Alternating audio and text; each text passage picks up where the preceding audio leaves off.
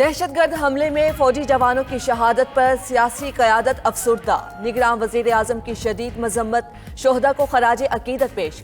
انوار الحق کاکڑ نے کہا دہشت گردوں کے ایسے بزدلانہ حملے پاکستانی قوم اور اس کے رکھوالوں کے حوصلے پست نہیں کر سکتے۔ چیئرمین سینٹ نے دہشت گردی کو بلوچستان کا امن تباہ کرنے کی سازش قرار دے دیا۔ نگراں وزیر داخلہ سرفراز بگٹی کی بھی فوجی قافلے پر حملے کی مذمت، کہا فورسز کے جوانوں کی قربانیاں رائے گاہ نہیں جائیں گی۔ سابق صدر آصف زرداری بولے دہشت گردی کو جڑ سے اکھاڑ پھینکنا ہوگا۔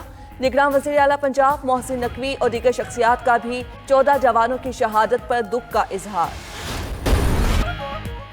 سپریم کورٹ کا 8 فروری کو انتخابات یقینی بنانے کا حکم۔ 90 روز میں انتخابات کیس میں صدر مملکت کی جانب سے 8 فروری 2024 کو عام انتخابات سے متعلق دستاویز پر دستخط کے بعد سپریم کورٹ نے کیس نمٹا دیا۔ عدالتی حکم نامے کے مطابق صدر اور الیکشن کمیشن نے عام انتخابات کی تاریخ دے دی، نوٹیفیکیشن بھی جاری ہو چکا۔ 8 فروری کو انتخابات کرانے پر کسی فریق کو اعتراض نہیں، لہٰذا وفاقی حکومت عام انتخابات کا انعقاد یقینی بنائے۔ تمام ضروریات پوری ہونے کے بعد الیکشن کمیشن انتخابی شیڈیول کا اعلان کرے۔ سپریم کورٹ کی ہدایات، کہا کہ انتخابات کا معاملہ تمام فریقین کی رضامندی سے حل ہو چکا ہے، عوام کو منتخب نمائندوں سے دور نہیں رکھا جا سکتا۔ میڈیا پر کسی نے انتخابات سے متعلق شکوک و شبہات پیدا کیے تو ایکشن ہوگا، چیف جسٹس کا انتباہ۔ باور کرا دیا کہ انتخابات سے متعلق شکوک و شبہات پیدا کرنا آئین کی خلاف ورزی کہلائے گی۔ کسی چینل نے پٹی چلائی کہ انتخابات ہوں گے یا نہیں ہوں گے تو کارروائی کی جائے گی۔ اہم پیدا کرنے والے میڈیا ہاؤسز کے خلاف الیکشن کمیشن کو پیمرا میں شکایت کا حکم۔ کسی کے دماغ میں شک ہے تو رہے، عوام پر اثر انداز نہ ہو، چیف جسٹس کے ریمارکس۔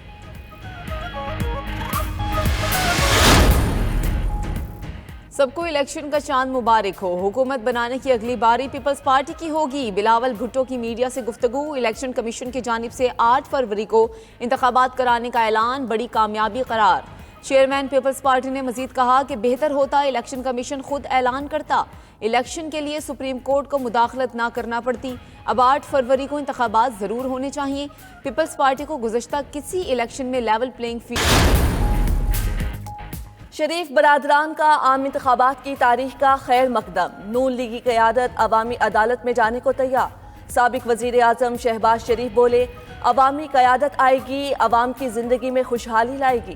الیکشن کی تیاریاں پہلے ہی شروع کر چکے، اسمبلی تحلیل کرنے والوں کو عدالت نے ان کے جرم کی سنگینی بتا دی۔ صدر نون لیگ سے پارٹی رہنماؤں کی ملاقات، انتخابات کی تیاریوں سے آگاہ کیا۔ سابق وزیر اعظم نواز شریف بھی انتخابات میں جیت کے لیے پرعزم، جاتی عمرہ میں والدین اور بیگم کلثوم نواز کی قبر پر حاضری۔ پاکستان پیپلز پارٹی پارلیمنٹیرینز کے صدر آصف علی زرداری کے نواب شاہ میں ڈیرے، زرداری ہاؤس میں سابق رکن پنجاب اسمبلی ممتاز علی چانگ کی سابق صدر سے ملاقات، عام انتخابات اور ملکی سیاسی صورتحال پر بات چیت، انتخابات کی تیاریوں پر بھی گفتگو۔ آصف علی زرداری کی اپنے بزرگوں کی قبروں پر بھی حاضری، بلندی درجات کے لیے فاتح خوانی اور دعا کی، قبروں پر پھول بھی چڑھائے۔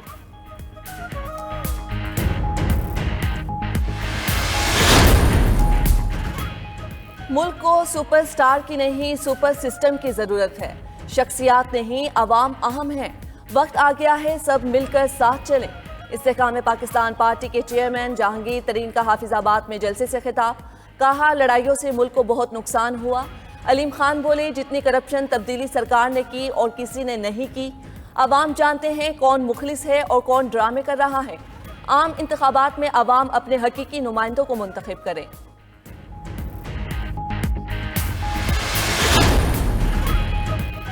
سابق اسپیکر قومی اسمبلی اور رہنما پی ٹی آئی اسد قیصر اسلام آباد سے گرفتار، D G anti corruption Khyber Pakhtunkhwa کی اسد قیصر کی گرفتاری کی تصدیق، کہا کہ اسد قیصر کو مبینہ کرپشن کیس میں حراست میں لے کر تھانہ بنی گالہ منتقل کر دیا۔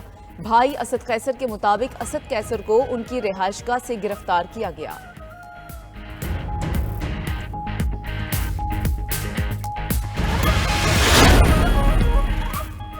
سپریم کورٹ میں سابق صدر پرویز مشرف کے مقدمہ سماعت کے لیے مقرر، چیف جسٹس قاضی فائز عیسیٰ کی سربراہی میں 4 رکنی لارجر بینچ 10 نومبر کو سماعت کرے گا۔ جسٹس منصور، جسٹس امین الدین، جسٹس اطہر من اللہ بھی بینچ میں شامل۔ خصوصی عدالت ختم کرنے کے لاہور ہائی کورٹ کے فیصلے کے خلاف درخواست گزار نے سپریم کورٹ سے رجوع کیا تھا۔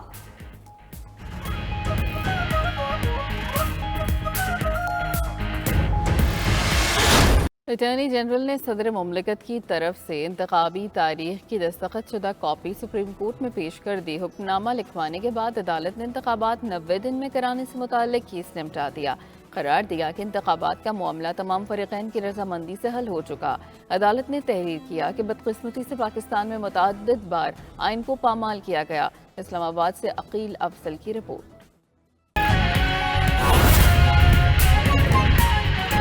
سماعت اٹارنی جنرل نے صدر کی دستاویز پڑھ کر سنائی، کہا کہ صدر مملکت نے 8 فروری کی تاریخ دی ہے۔ عام انتخابات 8 فروری کو کرانے کا الیکشن کمیشن کا نوٹیفیکیشن بھی پڑھ کر سنایا، جس پر چیف جسٹس قاضی فائزہ نے کہا کہ اگر سب خوش ہیں تو ہمیں کوئی اعتراض نہیں۔ الیکشن کمیشن اور تمام فریقین کی رضامندی ہے۔ تمام ممبران نے متفقہ طور پر تاریخ پر رضامندی دی، لیکن کسی آئینی شک کا حوالہ نہیں دیا۔ سپریم کورٹ کی جانب سے کہا گیا کہ الیکشن کمیشن نے صدر مملکت کے خط کا جواب نہیں دیا۔ الیکشن کمیشن اور صدر سمیت ہر ادارہ آئین پر عمل درآمد کرنے کا پابند ہے۔ آئین پر عمل نہ کرنے کے سخت نتائج ہوتے ہیں۔ سپریم کورٹ نے کہا کہ انتخابات کا معاملہ صدر اور الیکشن کمیشن کے درمیان حل ہونا تھا، جو غیر ضروری طور پر سپریم کورٹ لایا گیا۔ اگر صدر مملکت کو مشورہ درکار تھا تو وہ آرٹیکل 187 کے تحت سپریم کورٹ آ سکتے تھے۔ متعدد درخواستیں دائر ہو چکی تھیں، اس لیے عدالت نے کیس سنا۔ سپریم کورٹ نے کہا کہ انتخابات کا اعلان نہ ہونے سے پورا ملک تشویش میں تھا۔ سپریم کورٹ نے الیکشن کمیشن یا صدر مملکت جیسے آئینی اداروں کے اختیار میں مداخلت نہیں کی، لیکن ہر آئینی ادارے پر آئین کی پابندی لازم ہے۔ سپریم کورٹ کی حکم نامے میں کہا گیا ہے کہ آئین سے انحراف کرنے کا کوئی آپشن کسی آئینی ادارے کے پاس موجود نہیں۔ آئین کو بنے 50 سال گزر چکے، اب کوئی ادارہ آئین سے لا علم ہونے کا نہیں کہہ سکتا۔ 15 سال پہلے آج ہی کے دن آئین کو پامال کیا گیا تھا۔ بدقسمتی سے پاکستان میں متعدد بار آئین کو پامال کیا گیا۔ ہر آئینی خلاف ورزی کے اثرات سنگین اور دور رس ہوتے ہیں۔ آئینی خلاف ورزیوں کے اثرات آج بھی محسوس ہوتے ہیں۔ سپریم کورٹ نے کہا کہ عدالتیں بھی غیر ضروری معاملات میں الجھتی رہی ہیں۔ ماضی قریب میں ایک وزیر اعظم کو تحریک عدم اعتماد سے ہٹایا گیا۔ آئین واضح ہے کہ ممبران اسمبلی کی اکثریت تحریک عدم اعتماد منظور کر سکتی ہے۔ سپریم کورٹ نے سیاسی معاملے پر آج خود نوٹس لیا۔ صدر مملکت نے تحریک عدم اعتماد کے بعد قومی اسمبلی تحلیل کی، جو غیر آئینی عمل تھا۔ عدالتی حکم نامے میں کہا گیا ہے کہ تحریک عدم اعتماد کے بعد صدر وزیر اعظم کے ہیں۔ آئینی خلاف ورزیوں کے اثرات آج بھی محسوس ہوتے ہیں۔ سپریم کورٹ نے کہا کہ عدالتیں بھی غیر ضروری معاملات میں الجھتی رہی ہیں۔ ماضی قریب میں ایک وزیر اعظم کو تحریک عدم اعتماد سے ہٹایا گیا۔ آئین واضح ہے کہ ممبران اسمبلی کی اکثریت تحریک عدم اعتماد منظور کر سکتی ہے۔ سپریم کورٹ نے سیاسی معاملے پر آج خود نوٹس لیا۔ صدر مملکت نے تحریک عدم اعتماد کے بعد قومی اسمبلی تحلیل کی، جو غیر آئینی عمل تھا۔ عدالتی حکم نامے میں کہا گیا ہے کہ تحریک عدم اعتماد کے بعد صدر وزیر اعظم کی ہدایت پر اسمبلی تحلیل نہیں کر سکتے۔ عوام کو منتخب نمائندوں سے دور نہیں رکھا جا سکتا۔ غیر آئینی طور پر اسمبلی تحلیل کرنا غداری کے ذمہ ہیں۔ آئینی خلاف ورزیوں کے اثرات آج بھی محسوس ہوتے ہیں۔ سپریم کورٹ نے کہا کہ عدالتیں بھی غیر ضروری معاملات میں الجھتی رہی ہیں۔ ماضی قریب میں ایک وزیر اعظم کو تحریک عدم اعتماد سے ہٹایا گیا۔ آئین واضح ہے کہ ممبران اسمبلی کی اکثریت تحریک عدم اعتماد منظور کر سکتی ہے۔ سپریم کورٹ نے سیاسی معاملے پر آج خود نوٹس لیا۔ صدر مملکت نے تحریک عدم اعتماد کے بعد قومی اسمبلی تحلیل کی، جو غیر آئینی عمل تھا۔ عدالتی حکم نامے میں کہا گیا ہے کہ تحریک عدم اعتماد کے بعد صدر وزیر اعظم کی ہدایت پر اسمبلی تحلیل نہیں کر سکتے۔ عوام کو منتخب نمائندوں سے دور نہیں رکھا جا سکتا۔ غیر آئینی طور پر اسمبلی تحلیل کرنا غداری کے زمرے میں